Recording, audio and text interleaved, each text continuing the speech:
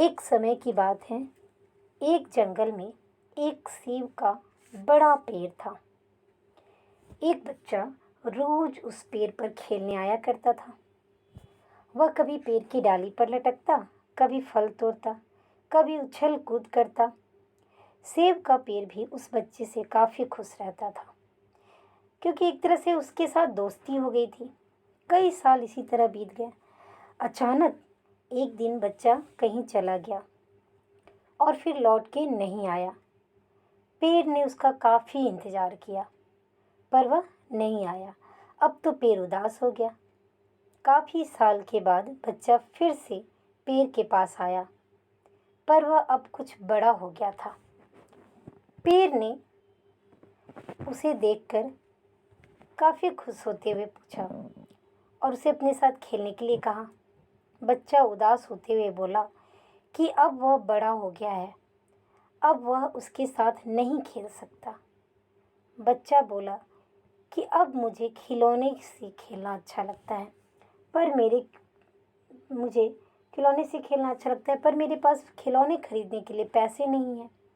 पेड़ बोला, उदास न हो, तुम मेरे फल तोड़ लो और उसे बेचकर खिलौने खरीद लो।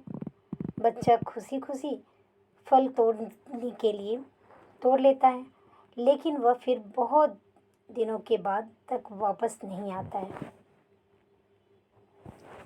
पेड़ बहुत उदास हुआ। अचानक बहुत दिनों बाद बच्चा, जो अब जवान हो गया था, वापस आया। पेड़ बहुत खुश हुआ और उसे अपने साथ खेलने के लिए कहा, पर लड़के ने कहा, वह पेड़ के साथ नहीं खेल सकता। अब मुझे कुछ पैसे चाहिए, क्योंकि मुझे अपने बच्चों के लिए घर बनाना है। पेड़ बोला, मेरी शाखाएं बहुत मजबूत है, तुम इन्हें काट कर ले जाओ और अपना घर बना लो। अब लड़के ने खुशी खुशी सारी शाखाएं काट डाली और लेकर चला गया।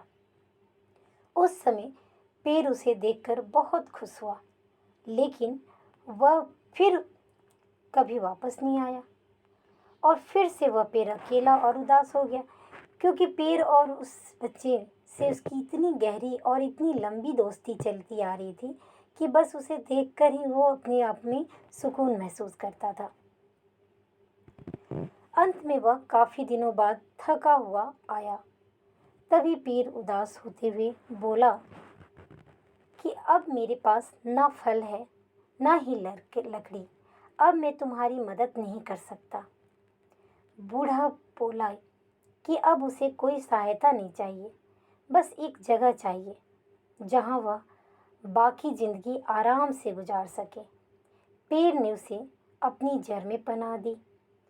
तो इस तरह से लंबी इनकी दोस्ती चलती आ रही थी, और जब वो बच्चा पेड़ के पास पहुंचता, वो अपनी एक मांग रखता, एक फरमाइश करता, और पेड़ खुशी खुशी उसकी हर फरमाइश को अपनी अपनी ज़रूरत के हिसाब से और अपनी क्षमता के अनुसार उसकी ज़रूरतों को पूरा करता रहा।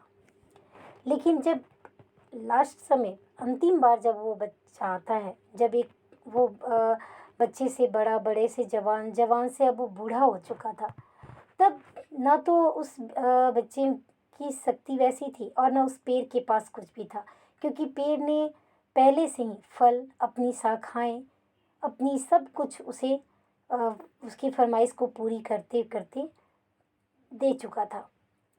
तो अब उसे एक जगह चाहिए था, और बूढ़ा हमेशा, तो फिर पेड़ ने उसे वह भी जगह दे दी, अपनी जड़, जो पेड़ के तने के नीचे जगह थी, वो जगह भी वो पेड़ उसे दे देता है। अब बूढ़ा हमेशा वहीं रहने लगा। तो दोस्तों, उस पेड़ के लिए वह बच्चा बहुत महत्वपूर्ण था, और वह बच्चा बार बार ज़रूरत के अनुसार उस पेड़ के का उपयोग करता था, ये सब जानते हुए भी कि वह उसका केवल उपयोग ही कर रहा है। पेड़ हर वक्त उसकी सहायता के लिए निस्वार्थ भाव से अंत समय तक पेड़ ने उस व्यक्ति का साथ निभाया। अंत में जब पेड़ के पास कुछ भी नहीं बचा, अपना खुद का अस्तित्व भी खत्म होने पर आया, फिर भी जब वह उसके पास वह एक बूढ़ा बनकर और उस पेड़ के पास अपनी इच्छा जाहिर करता है, अपनी फरमाइश रखता है, तो भी वह अपनी जड़ में उसे शरण देता है। तो इस तरह से उसने अंत समय तक, अपने अंत तक, उस व्यक्ति के अंत तक उसका साथ निभाया। तो ऐसी होती है पेड़ के साथ दोस्ती। बच्चे से खेलना से लेकर फल खाना, तोड़ना, डाली पर लटकना, फल लेना, हर तरह से, और अंत समय में अपनी जड़ में पनाह देना। इस तरह पेड़ ने एक घर के सदस्य की तरह, एक बुजुर्ग माता पिता की तरह उस व्यक्ति का अंत समय तक साथ दिया। तो ऐसी होती है दोस्ती, और ऐसी होती है निस्वार्थ भाव की भावना, जो कि अंत समय तक साथ देती है, बिना ये जाने कि बाद में वो उससे उसको क्या फ़ायदा मिलेगा, नहीं मिलेगा। तो उम्मीद करती हूँ आपको ये कहानी अच्छी लगी होगी।